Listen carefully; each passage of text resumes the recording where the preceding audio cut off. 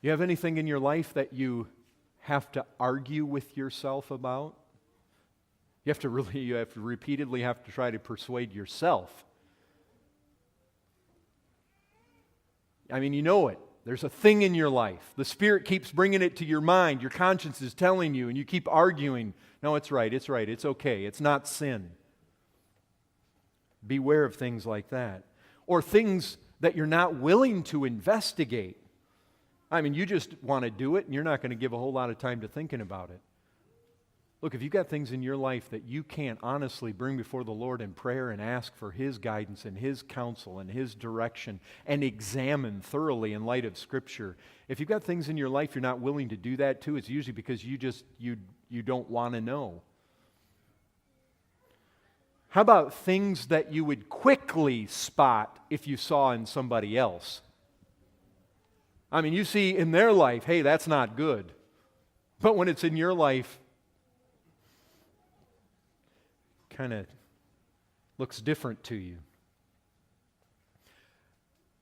And I mean, I ask myself this. You know, people often wear the band, what would Jesus do? But do you ask yourself, would Jesus do this? Because you know what? If there was ever a fleet-footed runner, it was Him. He ran the race to perfection, and He ran well. And He ran in faith. He trusted His Father. He believed His Father. He held to the promises of His Father.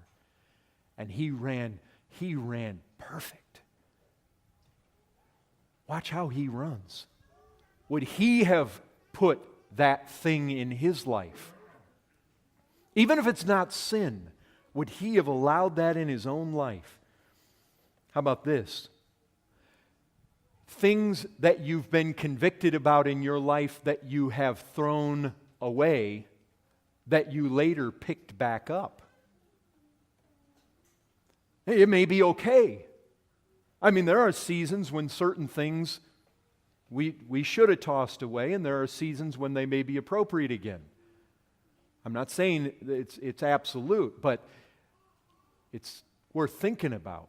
Things that at one time you were convinced you shouldn't have in your life that you came to later justify. One of the things I thought about too is just a bunch of baggage in your life that's all about yourself. I mean, just stuff in your life. It's not unlawful, but the majority of stuff in your life, just the weight in your life, it's all about you. Your life is not largely filled with the kind of stuff that shows that you're really living to love other people.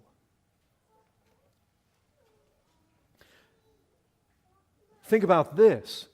Stuff in your life that isn't just not unlawful.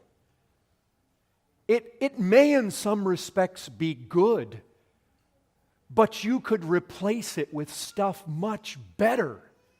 I mean, I'm often reminded of Paul's words in Philippians chapter 1, verses 9 and 10. It is my prayer that your love may abound more and more with knowledge and all discernment, so that you may approve what is excellent. I often think of that. When I was a young Christian, I heard John MacArthur do a sermon on that text, and he really hammered that into my head, is don't give your life simply to what is good. Strive for excellence. And a lot of times we have to think that way. It's not, I came across somewhere, some guy had a pair of running shoes on. And he was out training. And when we got time for the race, he put on a different pair of running shoes. And somebody asked him about it.